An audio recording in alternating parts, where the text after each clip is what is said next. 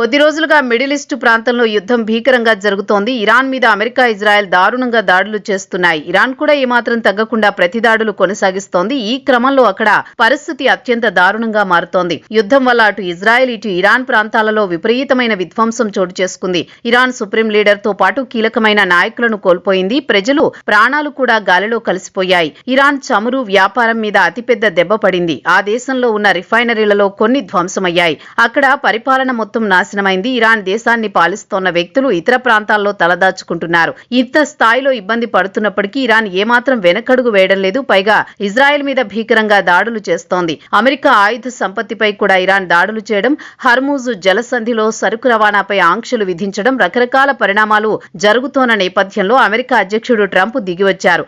5 రోజుల పాటు ఫైర్ కాల్పుల విరమణలో ఉంటుందని ట్రంప్ ప్రకటించారు. Iran power plant, energy, infra మీద మిలిటరీ స్ట్రైక్ వాయిదా వేస్తున్నట్లు ట్రంప్ వెల్లడించారు. గడిచిన 2 రోజులుగా అటు ఇరాన్, ఇటు అమెరికా చర్చలు జరుపుతోన్న నేపథ్యంలో ట్రంప్ ఈ నిర్ణయం తీసుకున్నట్లు తెలుస్తోంది. అయితే ట్రంప్ మాటలను మెజారిటీ ప్రజలు నమ్మడం లేదు. యుద్ధం చేసే స్థాయి అమెరికాకు తగ్గిపోయింది కాబట్టి అందువల్లే ఇరాన్తో చర్చలు జరిపి ఉంటారని, ఫలితంగానే ఈ ప్రకటన చేసి ఉంటారని ప్రచారం జరుగుతోంది. ఇటీవల ట్రంప్కు వ్యతిరేకంగా అమెరికాలో నిరసనలు భారీగా వ్యక్తమయ్యాయి. ఇంటెలిజెన్స్ కూడా ట్రంప్కు కీలకమైన సమాచారం అందించడంతో యుద్ధం ముగింపు గురించి కీలక ప్రకటన చేసినట్లు తెలుస్తోంది.